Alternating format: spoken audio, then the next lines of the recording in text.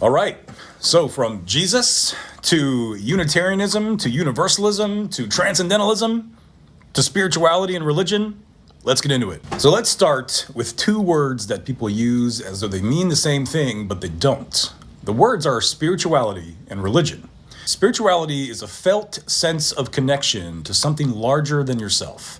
Not a belief about something larger than yourself, but a felt sense of connection, a lived experience of depth, meaning, presence that goes beyond what can be explained or measured. Think of it as a faculty. The way hearing is a faculty, or the way the ability to recognize beauty is a faculty. Every human being appears to have it. What differs is whether it gets developed and cultivated, or whether it lies dormant. This capacity doesn't require a particular name for what it encounters. Someone can feel it standing at the ocean's edge. Someone else feels it holding a newborn baby, reading a poem, sitting alone in the woods, watching the sunset over the water. The experience itself comes first. Whatever theological label we later attach to it comes second. So that's important. The experience itself comes first, and whatever theological label we attach to it comes second. Now, the psychologist Dr. Lisa Miller at Columbia University has spent decades of her life studying this scientifically, studying spirituality scientifically. Her brain imaging research found that people with high spiritual awareness have measurably thicker tissue in the regions of the brain associated with attention and perception. The brain appears to have dedicated architecture for spiritual experience. So the brain appears to have dedicated architecture for spiritual experience. The same way it has structure and architecture for language or music. And when that capacity goes underdeveloped, her research shows vulnerability to depression, loss of meaning, all these things rise significantly. Spiritual awareness, it turns out, isn't a personal preference, it's something close to a psychological need. So religion. Religion is something completely different. Religion is the communal container that human communities, like Fourth Universalist, the communal container that human communities build to cultivate, share, and pass on the spiritual experience I was just talking about, and Lisa Miller talks about, to pass that on across time. Religion provides rituals, community, stories, practices. All these things create conditions in which spiritual experience becomes more likely. If spirituality is the experience of fire, for instance, then religion is the hearth. See, the hearth doesn't create the fire, but it shapes where the fire burns, how it's tended, and how it's shared. Religion is probably one of the most sophisticated things that human civilization has ever produced. It's also, at various points in history, been used to suppress the very spiritual experience it was built to protect, demanding doctrinal conformity instead of genuine encounter, institutional loyalty over or instead of inner experience or the inner life. So that tension between direct spiritual experience and institutional religion is the oldest argument in the history of faith, and it's the thread running through everything we're going to cover tonight. So we've talked about spirituality, we've defined it, we've talked about religion, we've defined it. Now, let's talk about Unitarianism and Trinitarianism. So before we can follow the historical thread, the modern historical thread, we need to understand what the actual theological argument is. Because it's been running for 17 centuries, and it's still the thing that makes Unitarian Universalism theologically distinct among Christian-rooted traditions. So this is important. So Christianity, from its earliest centuries, has held a doctrine called the Trinity. This is the belief that God is one being who exists in three co-equal, co-eternal persons, Father, Son, and Holy Spirit. All three are fully God. None is subordinate to the others. None came before the others. So in the language of the Nicene Creed, they are of one substance, This is not three gods, right? It's one God in three persons, which is a paradox that Christian theology has wrestled with and defended for nearly 2,000 years. So the Trinity is the Orthodox Christian position held by Catholics, Eastern Orthodox Christians, and the vast majority of Protestant denominations. Unitarianism starts from a different place entirely. The Unitarian position is that God is strictly, radically one. One person, one being, undivided and uncompounded. Big theological word there. Jesus of Nazareth was, for most Unitarians, the greatest moral and spiritual teacher who ever lived, a figure of extraordinary significance, someone whose life and teachings point toward everything that matters. But he was not God incarnate. This is the Unitarian position. He was not God incarnate. He was not co-eternal with God the Father. He he was not the second person of a divine trinity. To say that he was, Unitarians in the 18th and 19th century argued, was to import a philosophical confusion into Christianity that the earliest scriptures don't actually support. So the name says it all. Unitarian, one, Trinitarian, three in one. That's really the fault line right there. Now, the first major figure to draw the line inside theology was a 4th century priest in Alexandria named Arius. Arius is our prophet, kind of, I guess, who argued that the Father and the Son could not be co-eternal, that there was, as he put it, a time when the Son was not. Now, the Emperor Constantine convened the Council of Nicaea, very important council, Council of Nicaea in 325 CE, which is 325 of the Common Era, to settle this very dispute. Constantine was very concerned about what different Christians believed and if different Christians were getting along in the empire. And so they happened to rule against Arius, and the Nicene Creed was written specifically to close the door on everything that Arius had argued. Arius was declared a heretic, exiled, and his writings completely destroyed. But the argument, however, proved harder to destroy than the man. So we're going to skip now about 15 centuries of that argument. The martyrs, exiles, underground communities, slow spread of Unitarian ideas through Europe. And then we're going to land in America in 1819, which is where our modern story begins. Now, by the early 19th century, Unitarian ideas had been quietly taking root in New England for decades now, particularly among the clergy who were connected to Harvard and Boston. But the tradition didn't have a name or a public identity until someone named William Ellery Channing gave it one.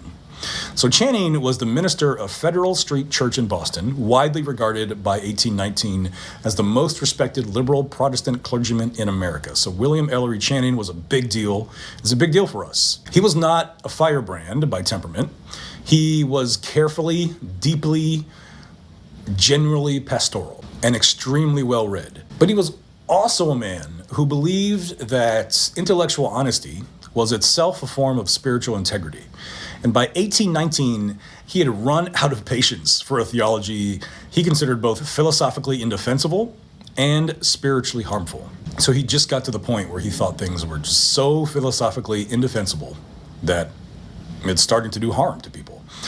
Now, when he was invited to preach at a colleague's ordination in Baltimore, Maryland, he used the occasion to say publicly what New England's liberal clergy had been thinking privately for an entire generation.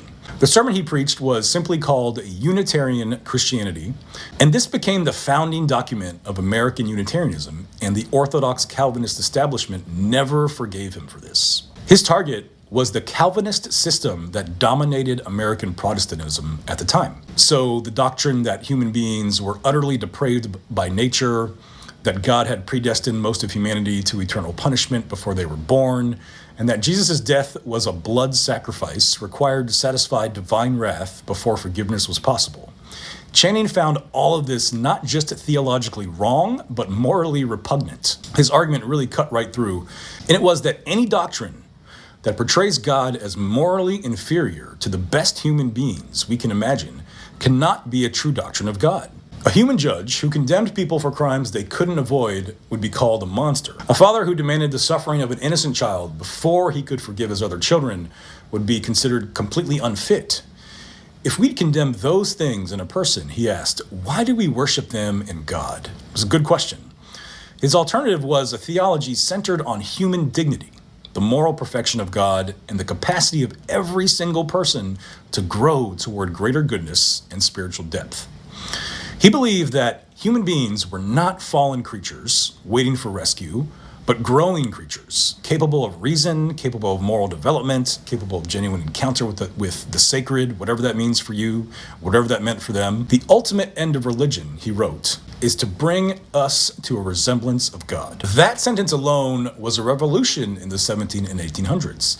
It replaced the Calvinist story of depravity and rescue with something much closer to what Miller describes, which is a spiritual life understood as the cultivation of a faculty we already possess, drawing us into ever deeper relationship with the sacred rather than simply saving us from punishment.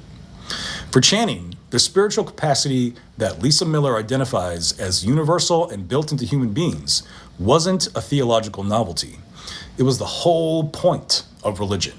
It was what religion was supposed to be, developing in people all along. Now, the controversy that followed split New England Congregationalism into two and gave the Unitarian movement its public identity. Channing hadn't set out to start a denomination. He set out to tell the truth, what he thought was the truth. In that, as we've already seen, he was in very old company. Now, while Channing was remaking Unitarianism in the pulpits and parlors of Boston, a different and in many ways more democratically rooted tradition was taking shape among working people and farmers in rural New England and along the American frontier. So these were the Universalists, and their central conviction was as simple as it was radical. A God of love could not condemn the majority of humanity to burn forever in hell. John Murray brought Universalism to America from England in 1770. Carrying a conviction he'd absorbed from the theologian James Relly that Christ's salvation was not limited to the elect few, but extended to all of humanity without exception. This is a very big, important theological claim right here. So Murray's arrival in America has become something of a founding legend for the Universalist tradition.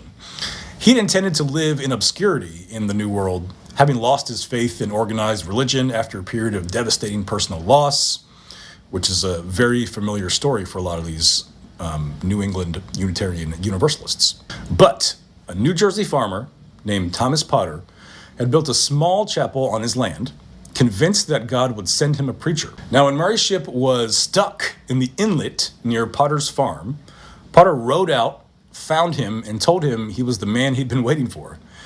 Murray resisted. Potter was completely immovable, so Murray preached. He never really stopped after that. He eventually settled in Gloucester, Massachusetts, where in 1779 he founded the first Universalist congregation in America and spent the rest of his life carrying a message that never wavered, that the gates of heaven are not narrow. They're wide enough for every human soul that has ever lived. Now, Hosea Ballou took that vision and gave it its fullest theological expression. So Ballou is really the deep theologian of Universalism. Ballou was a self-educated farmer's son from New Hampshire and was the most rigorous theological mind the Universalist movement produced, which I just mentioned, and he was willing to follow his convictions further than most of his contemporaries were comfortable going. In his 1805 Treatise on Atonement, very famous treatise here, Treatise on Atonement, 1805, he argued that the entire framework of divine wrath and blood sacrifice was a fundamental distortion of what God actually is. The idea that God required the death of Jesus as a legal transaction before forgiveness could be extended wasn't a description of divine love. It was more of a description for Ballou of divine resentment, and it made God morally smaller, in Ballou's thought, than the best human beings, who can forgive without demanding suffering first. So God's love, Ballou insisted, is not conditional on correct belief, on ritual observance, or on anything else. It is the fundamental nature of reality itself. So God as love is the fundamental nature of reality itself for Universalists. And I love this idea. Every human soul is held within it. No one is finally outside it. The spiritual life isn't about appeasing a wrathful God and escaping the punishment that we deserve. It's about growing to the awareness of a love that was always already surrounding you, for the Universalists, long before you thought to look for it. So the last image is worth pausing on, I think, because it's where Ballou and Lisa Miller are pointing at exactly the same territory from different directions. Miller's definition of spirituality, as we remember, is a felt sense of relationship with something larger than yourself.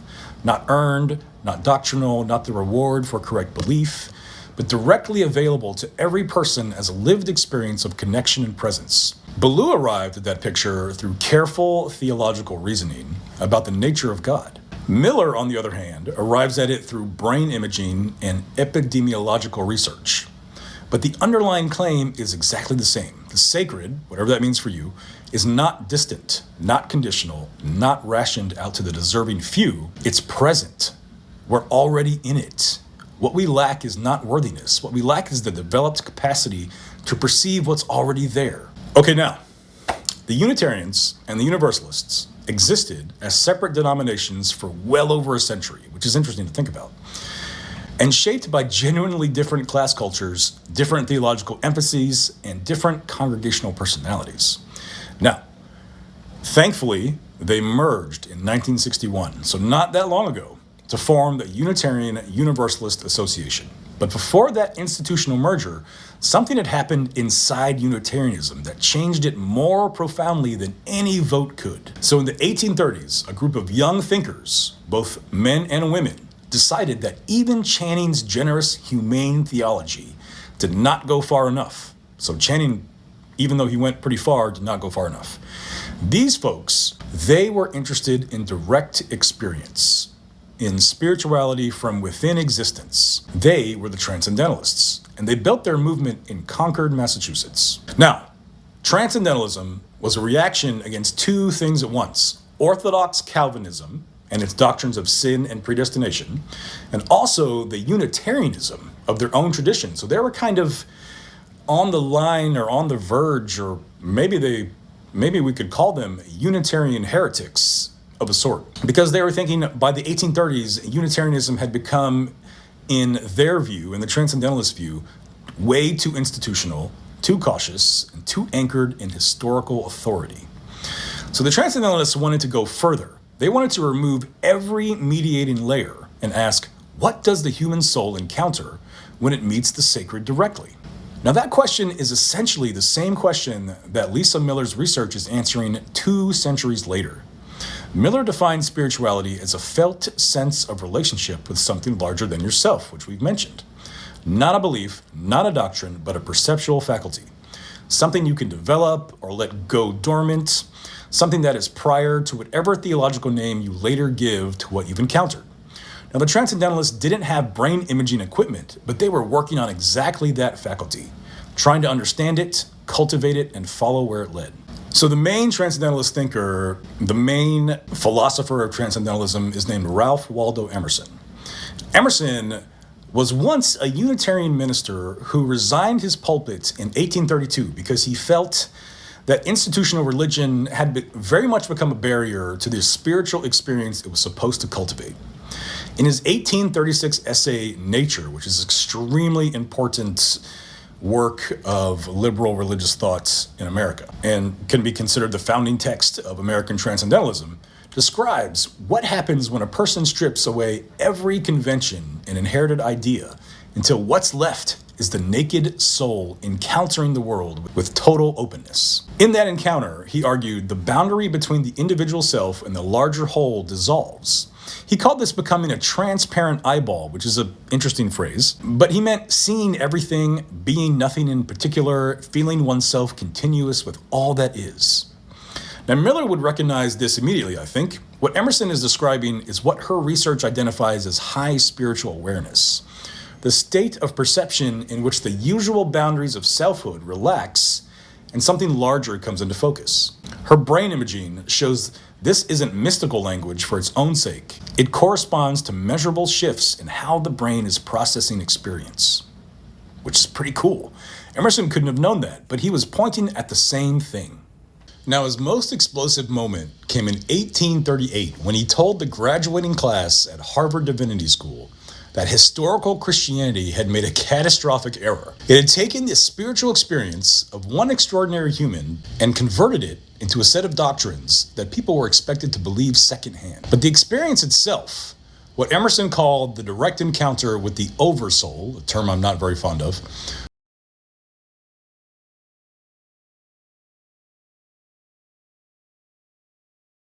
the universal presence in which individual consciousness participates, was available to everyone. It wasn't a historical event to be believed in, it was a living possibility to be entered into. So this is Lisa Miller's argument exactly. She insists that spirituality is prior to religion, that the direct encounter is the original thing, and theology is the attempt, always partial, to name what was already felt.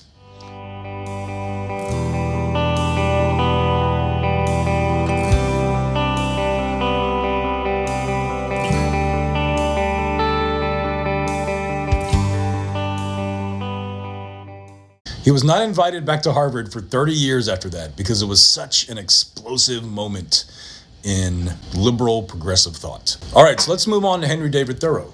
Thoreau took Emerson's ideas and lived them. In 1845, he went to Walden Pond, built a small cabin with his own hands, and lived there for 2 years to, as he put it, live deliberately, to front only the essential facts of life. Walden is one of the most sustained exercises in spiritual attention in American literature. Thoreau wasn't seeking religious experience in any conventional sense. He was training a specific kind of awareness, the capacity to be fully present to the world, to feel the interconnection of all living things, not as an abstract idea, but as a lived reality. Now, what Lisa Miller calls the faculty of spiritual awareness, meaning the perceptual capacity that brain imaging now shows to have dedicated neural architecture, is exactly what Thoreau was cultivating at Walden. Miller argues that this faculty requires development, that it can be strengthened through sustained practice or allowed to atrophy through neglect. Thoreau's 2 years at Walden Pond were, in her terms, in Miller's terms, a deliberate and rigorous training of that capacity. He didn't have an fMRI machine, but he was doing what she would recognize, what Miller would recognize, as the most serious possible work on the awakened brain. So Thoreau was also, as you'll hear in one of our lectures in a few weeks, he was also a committed abolitionist, and this is very important, making the move now towards social reform. His essay, Civil Disobedience, was written after he spent a night in jail for refusing to pay a tax he believed supported slavery. For Thoreau, the spiritual and the political were the same thing. No dualism there. And that connection wasn't accidental. Okay, the last transcendentalist to consider is going to be Margaret Fuller. Margaret Fuller was probably the most intellectually formidable person in the Transcendentalist circle, and she was systematically underestimated because she was a woman. It's very unfortunate. She edited the Transcendentalist journal The Dial, became America's first female correspondent, and wrote Woman in the 19th Century, one of the founding texts of American feminism. For Fuller, Transcendentalism wasn't an abstract philosophy at all. It was a direct argument about spiritual equality. And here is where Lisa Miller's definition really matters, her definition of spirituality. So if spirituality is a perceptual faculty that belongs to every human being simply by virtue of being human, as both Fuller and Miller insist, then the political consequences are completely inescapable. No institution, no social convention, no claim of natural hierarchy could justifiably limit anyone's full spiritual, intellectual, or civic development. Fuller's feminism and her spirituality were not separate projects. They were the same insight, which is Miller's insight, applied to different domains. The universality of the spiritual faculty makes any system that treats some human beings as less than fully human, not just politically unjust, but spiritually incoherent. Now, the thread through all of this, through all of them, and through Miller's research as well, is this.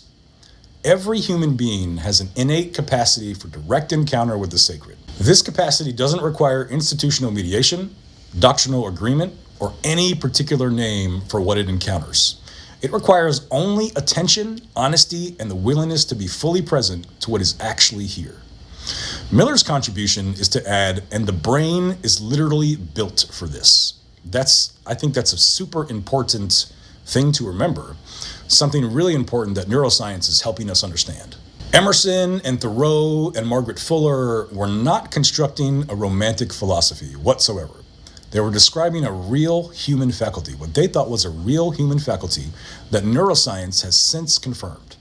And when you develop that capacity, when you feel the intrinsic worth of every living thing, you cannot remain indifferent to the suffering of others. The abolitionism of Thoreau, the feminism of Fuller, and the educational experiments of people like Bronson Alcott, who was the father of Louisa May Alcott, these were not separate from their spiritual lives. They were the political expression of what they encountered in their deepest moments of spiritual perception. And this is the point, I think. This is why I think it's so important to talk about spirituality, to cultivate it and to practice it communally, because it leads to social reform. It has consequences. It has good consequences. For the Transcendentalists, it was never merely personal. It was always public. So we've come to the end of this short tour, and we've talked about the definition of spirituality, the very important research of Dr. Lisa Miller at Columbia. We talked about the definition of religion and the difference between religion and spirituality. We've looked at early Trinitarian and Unitarian controversies and the whole context out of which Unitarianism was born, all the way back in the 4th century with Arius. And then we jumped forward and then learned about William Ellery Channing, John Murray, Hosea Ballou, Emerson, Thoreau, Fuller, all these important people. So let's just briefly reflect for a moment. The Transcendentalists believed that spiritual awareness and the demand for justice were inseparable, that you couldn't genuinely feel the worth of all living things and remain comfortable with a world that denied the worth to some of them. That didn't make any sense to the Transcendentalists. So here's the big question. What does that connection between the spiritual life and public action look like in your own life right now? And I think another good question to ask is, what does that connection between the spiritual life and public action look like for us as a congregation, as a Unitarian Universalist congregation that takes seriously the spirituality of our Transcendentalist ancestors? Let's talk about it.